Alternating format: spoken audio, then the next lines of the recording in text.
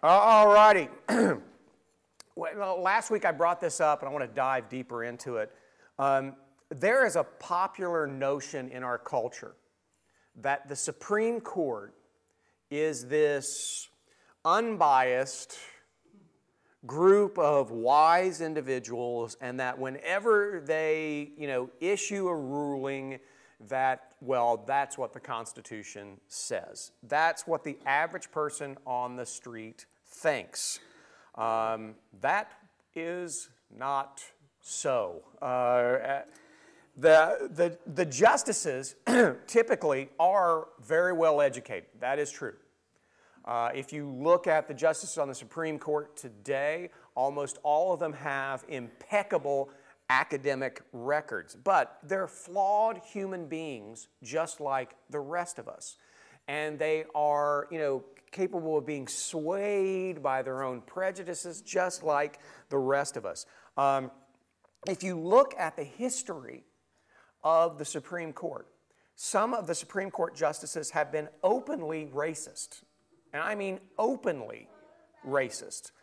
At least one was bribed by the mob. Another had a nervous breakdown, and some have been ruled to be insane. Several, actually, have been ruled to be insane. One Supreme Court justice showed up after being appointed by the president. And the other justices were disturbed because the guy wouldn't speak in English. He just spoke in gibberish, in his own made-up language. And so they just started ruling without him in the room. True story. The very first Chief Justice of the U.S. Supreme Court had to be sprung from jail by his own son for failing to pay his bills. He went on the run from his creditors and is buried somewhere in North Carolina in an unmarked grave. That's the very first Chief Justice of the U.S. Supreme Court. Justice Hugo Black, appointed by FDR, was an outspoken member of the KKK and stayed on in office because if you're a Supreme Court justice, you are appointed for life. He stayed on even though he had dementia and had absolutely no idea what was going on around him. The Supreme Court has become a kind of unelected super legislature, actually making laws instead of interpreting the Constitution.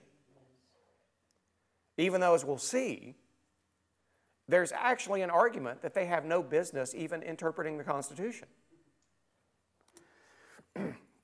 Article 1, Section 1 of the Constitution, if you did your homework and read the Constitution, it's a teeny tiny thing. This is a Constitution of the United States that you can get for free from the Cato Institute. Also has the Declaration of Independence. Does not take you very long to read. You should all read it. And Article 1, Section 1 states that all legislative power is granted to Congress. That means that any executive order issued by the president, any regulation issued by a federal bureaucracy like the EPA is per se unconstitutional. They have no business doing any of that. All legislative power is given to Congress. And as we saw last week, actually, Congress was not intended to issue that much legislation. They were given a very narrow scope of authority.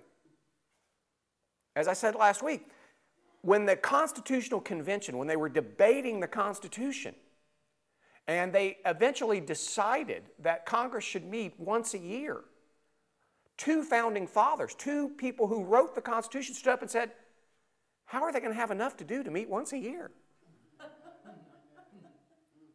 Because they intended them to have so little power. And Congress actually has the power to dictate what areas the Supreme Court can address. That's Article 3, Section 2. Congress has the power to say, Supreme Court, you're messing around in the wrong areas, get out of that. Now, and many times Congress has been pushed to do that, and they failed to do it because frankly, Congress is always, I worked on Capitol Hill, I worked in Congress, Congress is always afraid of controversy. They do not want to get involved in anything that will create controversy. If you've seen the classic movie, Mr. Smith Goes to Washington with Jimmy Stewart, you know, a page leads him to his desk and tells him how to speak on the floor of the Senate. He goes, oh, I'm not going to say anything. He goes, well, that's the way to get reelected. And it's true. Yet the court has been going out on its own on a regular basis since the New Deal era. In certain instances, we'll see before that, but a lot since this. Supreme Court Justice Thurgood Marshall, who was a bright man and a great trial attorney, demonstrated the secular view in a speech in Hawaii when he said he did not believe the Constitution was fixed, and even if it was, he said he didn't believe the founders' wisdom was that profound anyway, so who cared?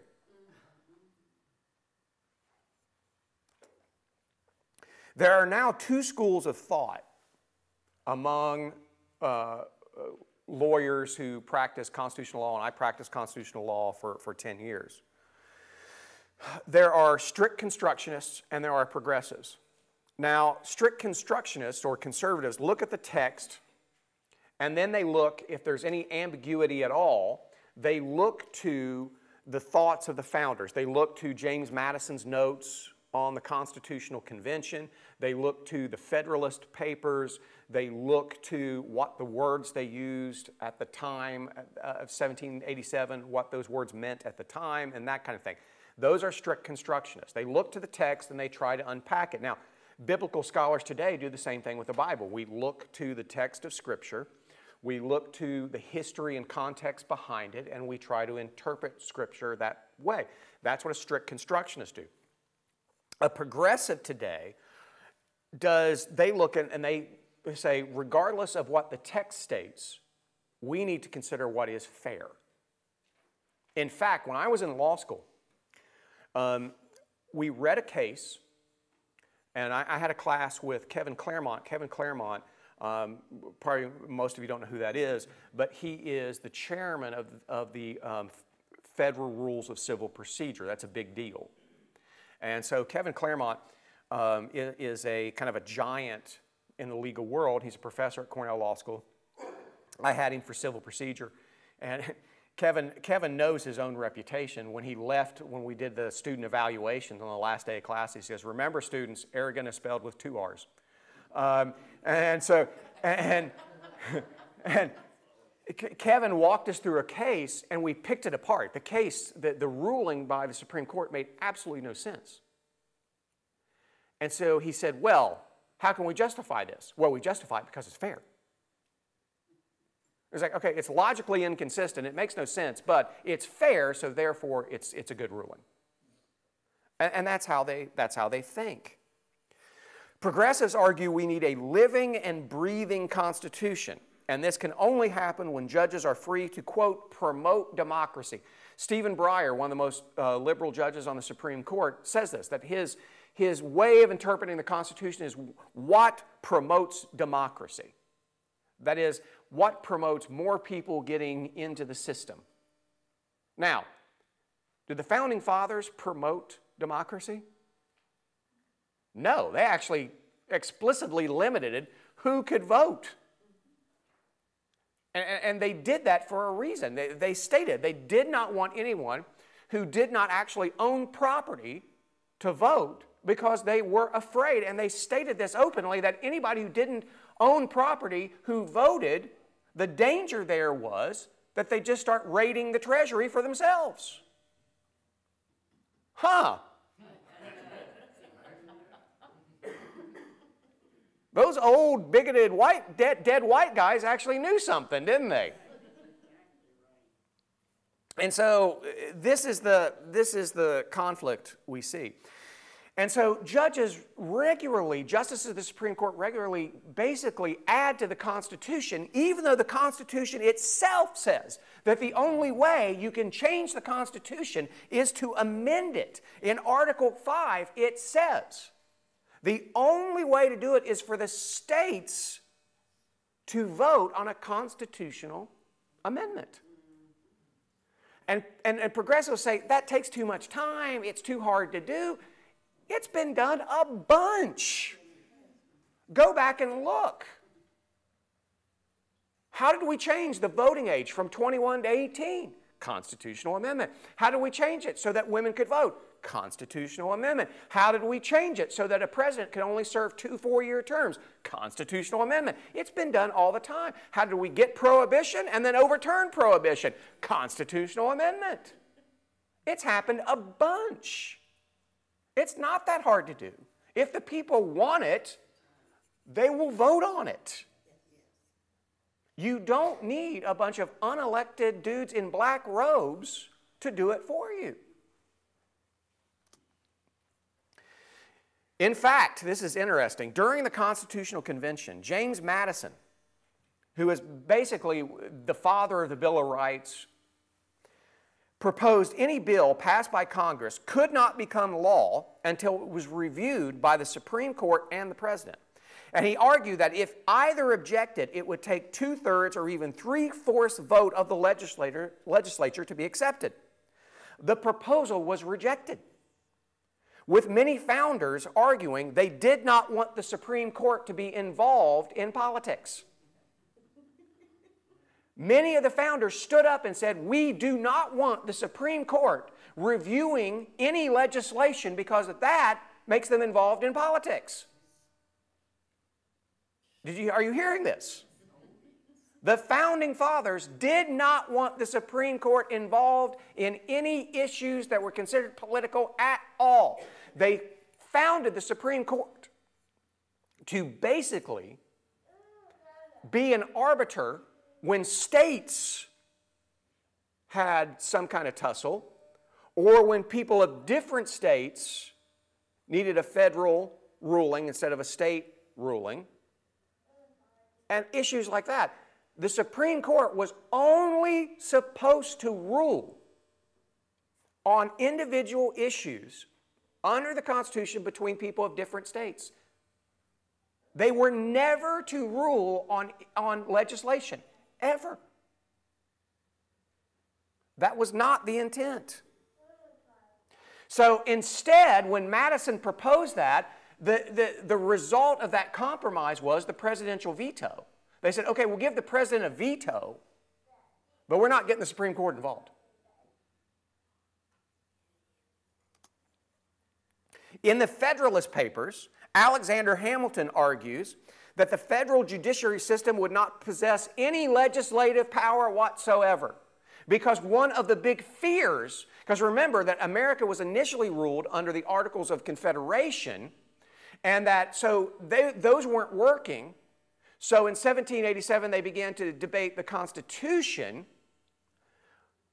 and a lot of people were afraid that the people who came together to form the Constitution would produce a system that would produce a federal government that was too powerful. And so some of what's called the anti-federalist papers, some people began to write op-eds saying, hold on, what they're proposing, have you seen the Supreme Court thing? The Supreme Court is not accountable to anyone. That's a big problem. What happens if they go rogue and they begin to just start issuing rulings? Who's going to call them to account? And Alexander Hamilton rebutted and said, we haven't given them that power.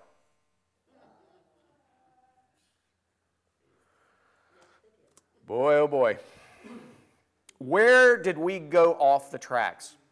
Well, it is a case of politics, ideology, and a rather obscure professor of law that some of you have never heard. First, in the case of Marbury versus Madison, Chief Justice John Marshall, who was generally a good guy, Marshall University is named after John Marshall, he was a chief opponent, a political opponent of Thomas Jefferson. And he was Chief Justice when Thomas Jefferson became president. And he is the one who introduced the idea of judicial review. Judicial review is the idea that a court can review legislation or the acts of government and rule them constitutional or unconstitutional. Before that, it was almost unheard of. It was almost unheard of that a court would do that. Most courts, for the first 15 years of our government, said, legislature does what it wants. We're just here to settle disputes between individuals and states. We don't mess with that stuff. We don't mess with it. And Marshall, in Marbury versus Madison, Marshall did it purely out of politics. He just hated Jefferson with a passion. And he found a way to kind of rig the system because he just wanted to kind of gig it to Jefferson because he really didn't like him. And it opened a can of worms.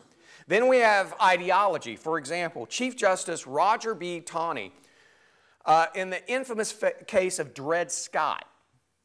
Now, if you don't know the background of Dred Scott was a slave, but he was a slave who lived most of his life in free states, states that didn't have slavery. So when his master died, he argued that he should be free. Roger Taney was a Southerner and pro-slavery, and he was Chief Justice at the time. He basically ignored every piece of legislation on it. He ignored certain parts of the Constitution, and he just basically argued from his own viewpoint that essentially any African American had no rights. There was no such thing as freedom for an African American, and he didn't have any rights, and basically any African American was piece of property. That was Dred Scott. So he ignored the Constitution, and he did it purely out of ideology. By the way, if you go and look at the Dred Scott decision and you follow the logic of the argument, it's the exact same logic for Roe v. Wade.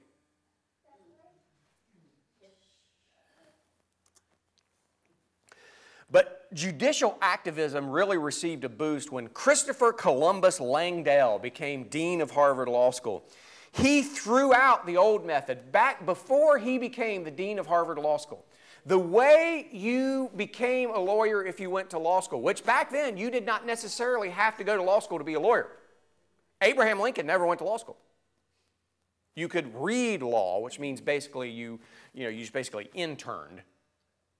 You were mentored by a lawyer, and then you became a lawyer. But back before Langdell, the way you became a lawyer was you read the law. Here's what the law states. Oh, okay.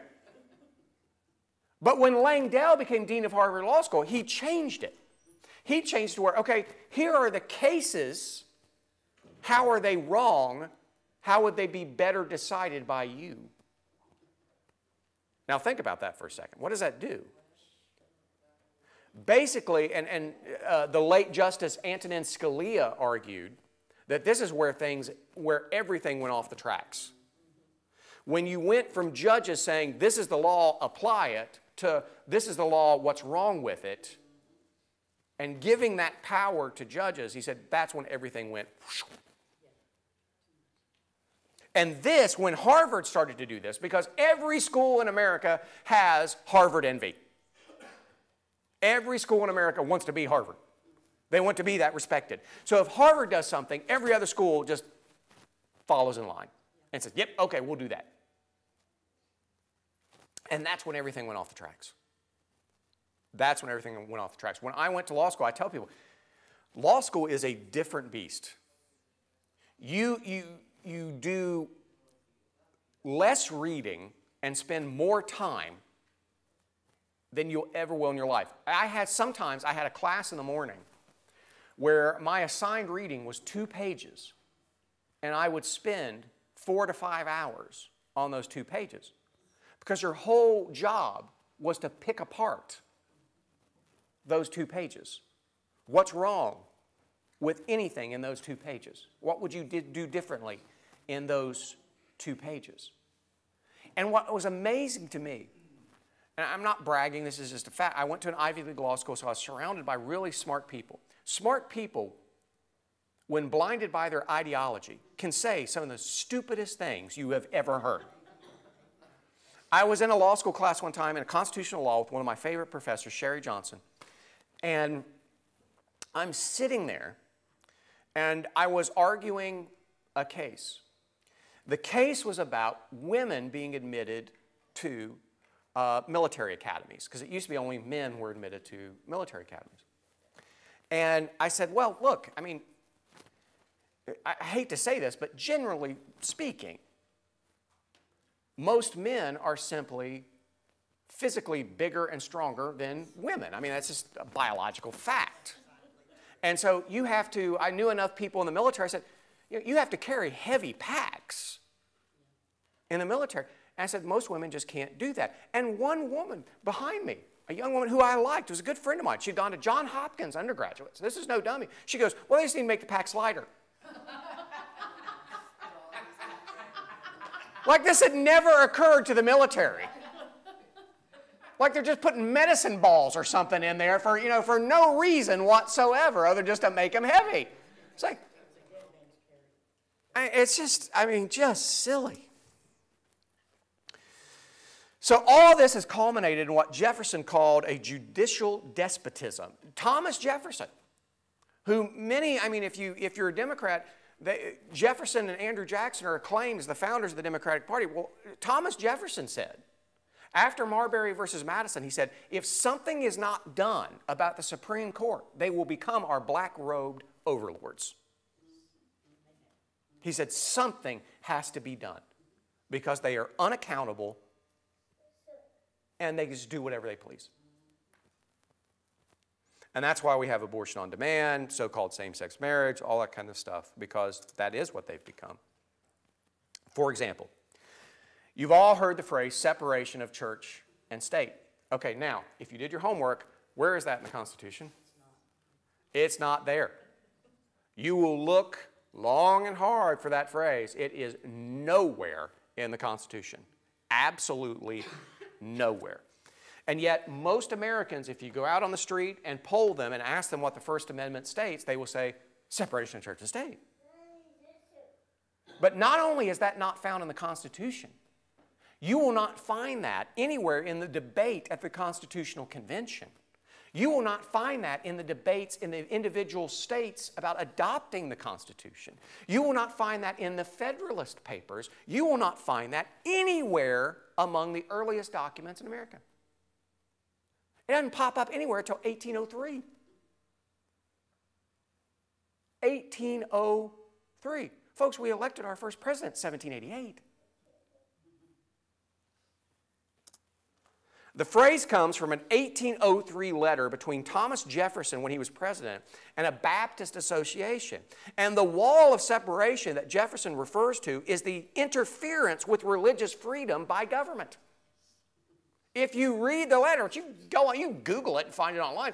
Jefferson is basically the Baptist Association of Danbury, Connecticut, wrote him a letter, and they were upset. And they were upset because back then, you had state churches. Virginia had a state church. All the states had different churches, and taxpayers paid for them. Churches had state churches funded by taxpayers. I agree, Pat. I'm all for it. As a minister, I'm all for it. When I was a lawyer, I was totally against it. Now that I'm a minister, I'm all for it. And Jefferson basically, and what they were saying was, because Connecticut didn't recognize, a lot of states didn't recognize Baptists as an official religion. And they were upset about this. And Jefferson believed in religious freedom, that there shouldn't be a state church.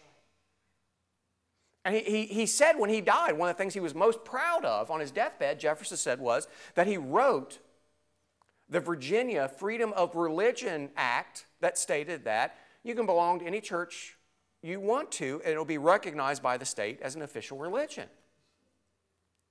And that's all he was saying. That's it. In fact, after writing that letter to the Danbury Baptists, where he coined the term separation of church and state, he attended church services 2 days later at the Capitol building. Okay, let that sink in for a second. 2 days after Thomas Jefferson coined the term separation of church and state, he went to church at the Capitol building where the U.S. Marine Band was the worship band. Do you think we've kind of distorted what he meant? Just a bit. Moreover, this term, separation of church and state, was not adopted by the Supreme Court until the 20th century. And here's the problem with taking Jefferson's term, separation of church and state, and applying it to the Constitution. Jefferson did not help write the Constitution. Jefferson was in Paris when they wrote the Constitution. He was ambassador to France when they wrote the Constitution. He was actually critical of the Constitution. He had nothing to do. So here's what 20th century progressives have done. They have taken a term from a guy who did not write the Constitution, was not even in the country when the Constitution was written, was critical of the Constitution, and applied it to interpret the Constitution. That's like taking Richard Dawkins to interpret the Bible. That makes no sense. Absolutely makes no sense. In fact, and this is under Jefferson's term and later on, the American government actually provided taxpayer funds to missionaries reaching out to the Native Americans to win them to the gospel.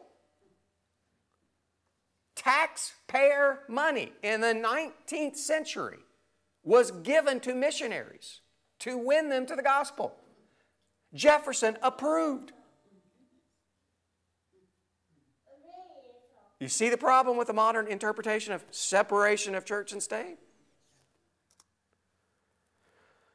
But then we come to Everson versus Board of Education in 1947, where Hugo Black, a KKK member, brought the term separation of church and state into use by the court, and it has plagued us ever since. Now, here's the background of the case. New Jersey provided funds to parents who had to put their children on public buses to get them to school. So if you were in an area where they could not provide public busing, the state would give you a check to pay for bus fare for your kid to get to school. And they did this for both private and public schools. Well, the majority of private schools at the time were Catholic. And so a person brought suit saying that they shouldn't be doing this, that this was favoring the Catholic Church. Now, the court ruled in Everson versus Board of Education that that was okay because they were being fair and that they were providing funds to anyone and everyone. But Hugo Black, a member of the KKK, understand the KKK doesn't just hate blacks. They hate Jews and they hate Catholics. Hugo Black's biographer noted that he knew he couldn't get away with striking this law down, that there'd be too much of a backlash. But he wanted to start to build a case to strike it down because he hated Catholics. And so he went looking for some way to do it. And he ended up taking out of context Thomas Jefferson's 1803 letter to the Danbury Baptists citing separation of church and state in the hopes that down the road he could stop funding to Catholics. And that was the motivation. That was Hugo Black's motivation for coming up with this term, separation of church and state. Moreover, Black applied this term, he applied it to both state and federal governments. Now, here's the problem with that. Before that, that hadn't happened. The Supreme Court, with the narrow exception of the Civil War amendments, the 14th, 15th, 16th Amendments, before this, we're not supposed to address state matters. State courts address state matters. Federal courts addressed federal matters. Hugo Black was able to put this term, separation of church and state, and apply it to federal state and local governments. He sneaked it in. That was also kind of evil innovation. But this twisting of the Constitution truly hit barbaric proportions with Roe v. Wade in 1973. But Roe v. Wade has a rather long history. It did not just occur. We know from biographers and historians that Supreme Court justices often will issue a ruling not thinking about that ruling, but thinking about 5 to 10 years down the road what they can do. And that's the case with Roe v. Wade. Here's the build-up to Roe. If you go back to 1961, 12 years before Roe v. Wade, Justice John Marshall Harlan's dissent in Poe v. Allman is where he proposed the argument, a right to privacy. A right to privacy. 1961, nearly 200 years after the founding of our government, suddenly a Supreme Court justice discovers the right to privacy. Now you think about this. Do you really have a right to privacy? No, you don't have a right to privacy. You're doing heroin in your bedroom and the cops come in. You can't say, hey, I have a right to privacy. Get out of here while I shoot up. That's silly. This is silly. But Harlan had actually been given help by an ACLU lawyer named Melvin Wolfe. And we'll talk about the ACLU next week, the ACLU and Planned Parenthood and its history. But Melvin Wolfe was an ACLU lawyer who wrote a brief basically targeting Justice Harlan, saying that we need to create a right to privacy if we're going to achieve what we want to achieve. And that's where it comes from. Well, the justices adopted this right in a 1965 case, Griswold versus Connecticut. Now, there's a whole series of cases in the 50s and 60s about state and federal regulation of contraceptives. It used to be certain states would outlaw contraceptives, especially for unmarried couples. They would only provide contraceptives to married couples. Some states, because they were primarily Catholic, outlawed contraceptives altogether. So these cases began to go up before the Supreme Court. Planned Parenthood begins to pick cases to go up and try to get before the Supreme Court. So the opinion written by Justice William Douglas, and this opinion, Griswold versus Connecticut, even though in my constitutional law class, at Cornell anyway, we picked it apart. And my professor basically said the logic behind it was a complete joke. They have gone on to say, but because we like the result, it's okay. Douglas says, okay, there is no explicit right to privacy in the Constitution. But, and this is what he says, specific guarantees in the Bill of Rights have penumbras formed by emanations from those guarantees that create a right to privacy. Penumbras that create emanations that create a right to privacy. In other words, it's implied that it's implied that there's a right to privacy. Do you really think the founders were that dumb? In fact, the Constitution states, if it is not explicitly stated here, it's reserved for the states and it doesn't exist.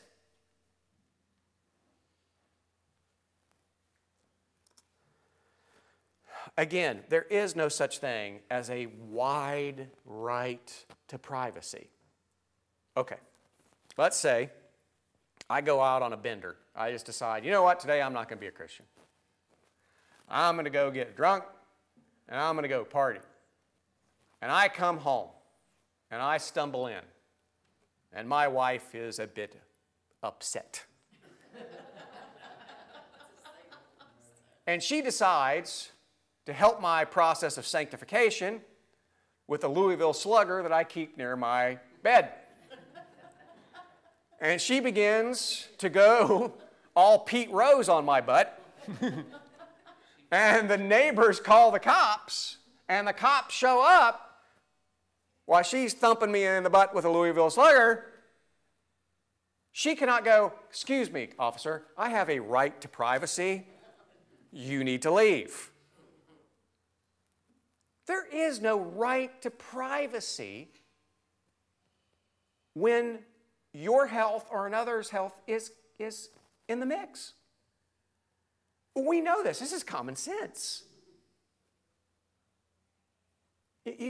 But this is what the Supreme Court tried to come up with to justify their ruling. The facts behind Roe are this. There was a woman named Norma McCurvey. Jane Roe was a term applied to women in court systems when they didn't want to be named. John Doe, Jane Roe. So that's where the Roe comes from. Wade was the district attorney for Dallas. And she was living in Dallas, and she was pregnant with her third child. And in Texas, abortions were outlawed with exceptions. Now, understand this. Abortion in 1973 was nothing new. Abortion has existed since ancient times. In fact, if you go look at one of the reasons why, if you read the Gospels, one of the reasons why the Pharisees and Sadducees on the Sanhedrin would not go into Herod's palace, or not Herod's palace, Pontius Pilate's palace, when Jesus was being tried, was because they believed that the Gentiles practiced abortion, and because they practiced abortion, it made their dwellings unclean. Abortion had been going on for centuries. The Founding Fathers knew about abortion, and they left that issue to the states, to each individual state to decide what they would do. In Texas, it was illegal to have an abortion except in cases of rape and incest. So, Norma McCorvey is pregnant. She doesn't want to have the baby. She tries to get an abortion. She goes to a clinic and she tells them that she lies and says she was raped. So the process was that if you went to have an abortion claiming you had been raped, there had to be a police report to back it up. Well, there was no police report, and so she was denied the abortion. So a friend told her to go see a lawyer, and she hired a couple of lawyers, pretty young female lawyers, and they sued. This was after she also tried to find a back alley abortion, and one didn't exist. This whole myth that if you outlaw abortion, there were going to be all these back alley abortions clinics, actually they were few and far between. Johns Hopkins University actually did a study and found that there were very few back alley abortions before Roe v. Wade.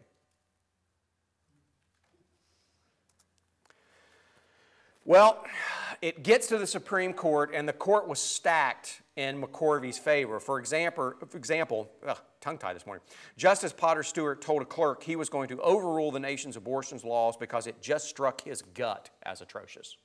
He said, I can't find anything in the Constitution to support my ruling, but my gut just tells me it's wrong. Justice Harry Blackmun had served as counsel for the Mayo Clinic, and he hated any law that interfered with a doctor's opinion. And so he went looking for reasons to justify it as well. So the majority relied on the right to privacy. Now again, if there's no right to privacy for my wife to beat me with a Louisville Slugger, how is there a right to privacy to kill an unborn baby?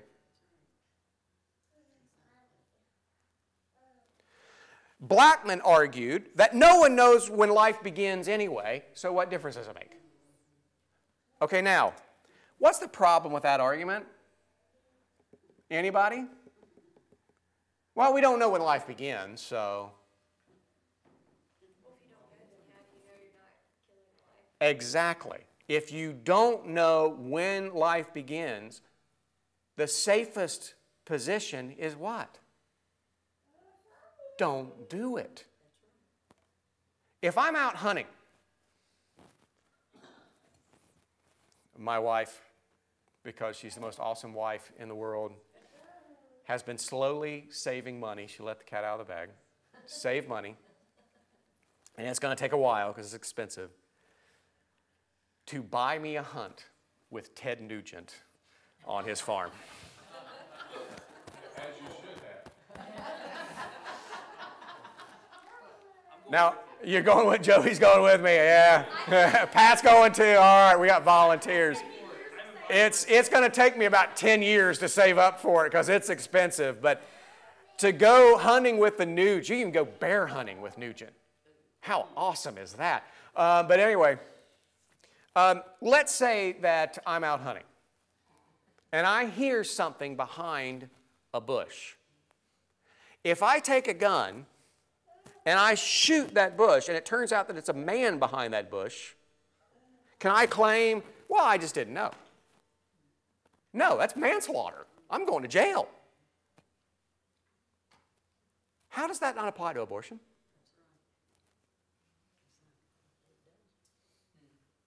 If you don't know, the safest position is what? This is now, and people have come to associate this position with some far right-wing position. Folks, this is the position of the Pope. And the Pope has basically endorsed socialism, but he has also said abortion is murder. You know why? Because it's logic.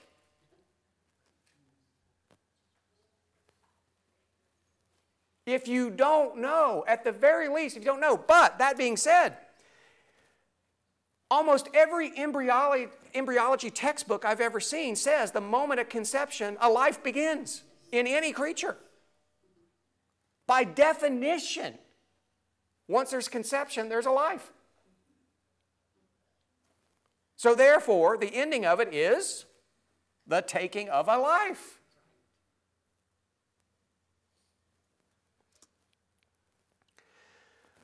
And I'm not kidding you. Roe v. Wade, when we discussed it in law school, I thought, when I saw Roe v. Wade coming up in my constitutional law class at Cornell, I thought, oh boy, I hope I don't get called on because they already think I'm a Nazi. Now they're really going to hate me, But my professor, Sherry Johnson, and she was a liberal, but she was a Christian, and she picked it apart. The people who tried to defend it, she just pushed them and pushed them and pushed them, and to the point where at the end of the class, they couldn't defend it. And the logic made absolutely no sense. Harry Blackman's logic made no sense. None of the ruling made any sense. And yet a number of students basically said, okay, but it's a just result, and that's what matters. And that's how it's defended in most law schools. They said, okay, well, yeah, the logic behind it doesn't make any sense, but we want it, so therefore it's a just result. And that's basically where we've ended up today. In many cases on the right and the left. And again, I'm not being partisan. I'll just be honest with you. Oh my gosh, this November, Trump or Hillary, do I want to be shot or stabbed? I mean, goodness sakes. I can't stand either one of them. I cannot stand either one of them. And so, this is not something partisan. And in my opinion, both major political parties' nominations for president this fall, both are being Machiavellian. It's the end justifies the means. No, it doesn't. It does not. Logic matters. Like, for example, what shot Trump to the top of the polls was his, we're going to build a 30-foot wall. Okay. They interviewed a border agent the next day. He said, what happens if you build a 30-foot wall?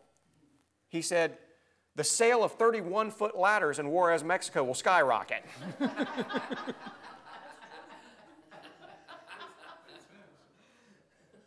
What happened to El Chapo? How did he get out of jail? He dug a tunnel under the wall. I mean, give me a break. This is not going to solve anything. And most Americans are like, yeah.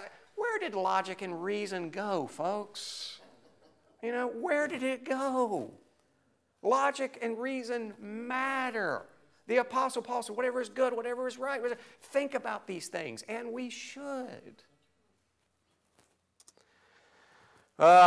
Jefferson warned, Thomas Jefferson, a man I have very little admiration for morally, but he was a brilliant, had a brilliant mind. And, you know, he argued that if something is not done about the Supreme Court, we will have black-robed overlords. And that's exactly where we are. The Supreme Court is nearly completely unaccountable. They can be impeached by the Senate, but only for crimes, and that almost never has happened in our history.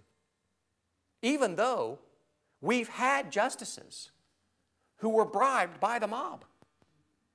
We've had justices who have taken personal loans from people who did business with Meyer Lansky.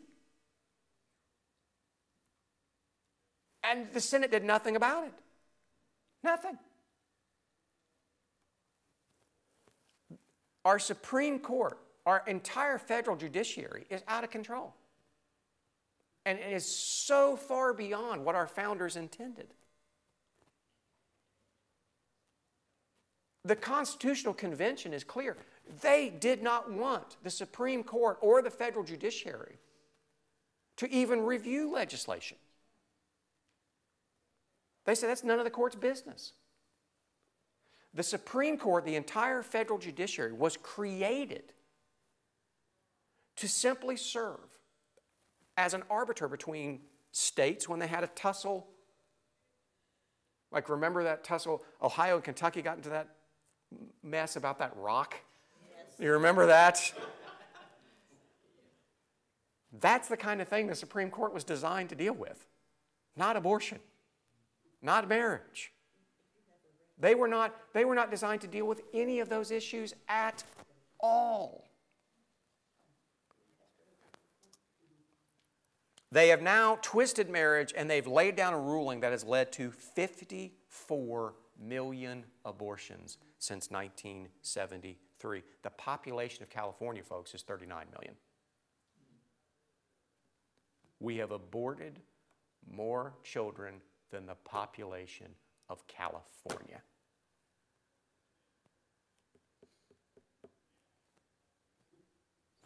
The Founding Fathers knew about abortion. They left it to the states. Here's the thing. Most people don't know this.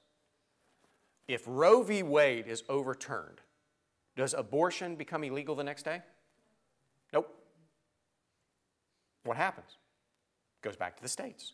Each individual state gets to decide. The individual voters get to decide what the state's position on abortion will be. All this stuff, I hear it all the time. When Robert Bork was nominated for the Supreme Court, Teddy Kennedy got up on the Senate and said, if Robert Bork, in Robert Bork's America, you know, women are forced into back alley abortions. Robert Bork stated very clearly, well, let the states decide. Do you think California or New York or Connecticut are going to outlaw abortion if they get to decide? No. No.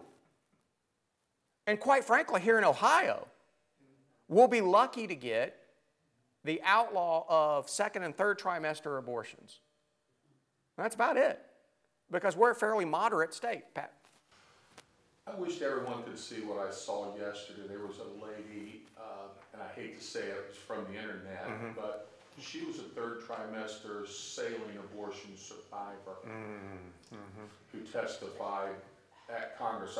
The details evade me, but she ended up with either muscular dystrophy, cystic fibrosis, or whatever. But they basically, she went in, or you know, her mother, and they couldn't, you know, once they, usually 24 hours later, or a period of time later, the baby's dead, and whatever happens, happens. But in this case, they took her, it didn't work, so they took the mother to, and I hesitate using the word mother.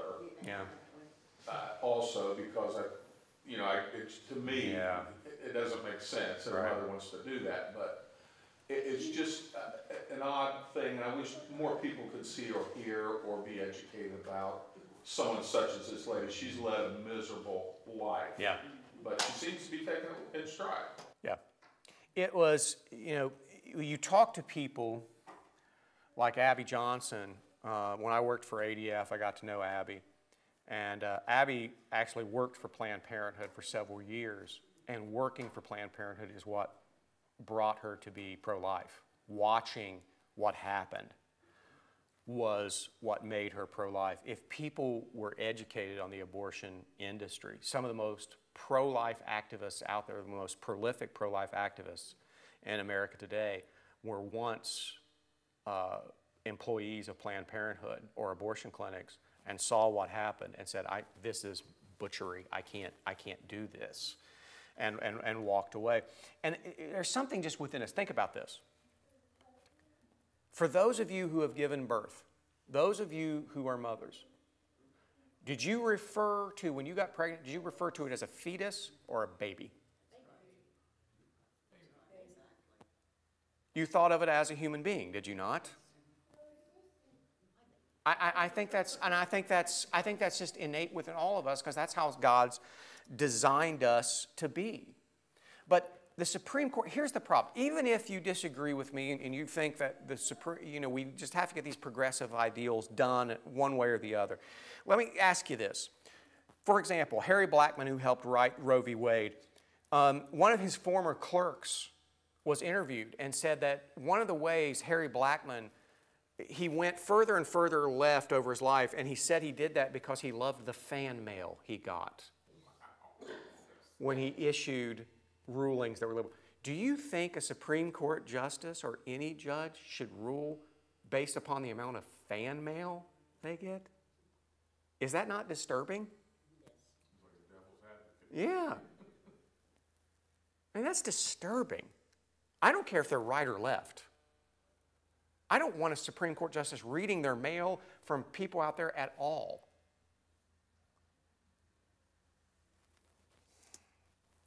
Well, what does Scripture say? Because this is politics according to the Bible. We've torn apart the progressives' view of the Constitution, but the Bible is very clear. It is God who opens and closes the womb. It is God who creates life. I knitted you together in your mother's womb. And so if it is God who creates life, what business do we have to take it? None whatsoever. Now, I understand people say, because I'm going to get this. I'll get Facebook messages today. Well, you don't understand. I'm a victim of rape and, blah, blah. So what about rape and incest? Horrendous. Absolutely horrendous. Abominable. I'm very sorry for you. Does that change the fact that it's a life? No. It's still a life. Marco Rubio took a lot of flack in the first Republican presidential debate because he refused to give in to an exception for rape and incest, because he said he's Catholic, and he said, my church teaches a life is a life regardless of how it comes to be. And people start screaming, oh, he'll never get elected president. That's a logically consistent position, folks. Where did logic and reason go in our political discourse? It's gone out the window. It's gone out the window. All we hear is about women being assaulted and, all this personal stuff and lying this and blah, blah, blah. And I'm just like, I have been politically active since I was 20 years old. I'm 44, so I've been active in politics for 24 years. And this has been the first election where I've been like, can we get this over with? Can we just get this over? I'm so sick and tired of it. I don't even want to watch the news. My wife and I watch DVR copies of The Tonight Show from the night before because I don't even want to watch the news in the morning. I don't want to deal with it because logic has gone out the window. And if Christians are going to be salt and light, and again, salt is a preservative, light shows the true way, and that's what we're to do in the culture, help preserve the culture and show the true way. If we're going to do that, we have to be people of logic and reason. And all the anger and the yelling and all the other kind of stuff, that's got to go out the window. That being said, this is something that weighs on my mind. The court now has taken power over life and death in our culture. They just have. They shouldn't have it, but they've taken it, and Congress has capitulated, the executive branch has capitulated. They just allowed the Supreme Court to run wild and do things they were never intended to do. Because of that, when you vote as a Christian, what kind of justices a president will appoint, what kind of justices a senator will vote for or against matter. They matter. And again, I hate this election. I don't like anyone running, but this still matters. This matters. And you need to prayerfully consider it before you vote. You really, really do. And this matters more than anything. I understand you may have views where, you may be a liberal progressive who thinks that we've got to have higher taxes on the rich to help the poor. Okay. But if the person you vote for will accomplish all that, is that worth the 54 million babies that have been destroyed since 1973? And you need to ask yourself that question. And now next week we're going to talk about marriage. Yeah, I'll get hate mail for that one. But anyway, we're going to talk about marriage and why the government got involved in marriage in the first place and what difference that makes and all that kind of stuff. And that fight is not over. People acted when the same-sex marriage ruling came down. Oh, well, it's over. Is Roe V Wade over? Should we stop fighting for the unborn? No. Exactly. Not at all.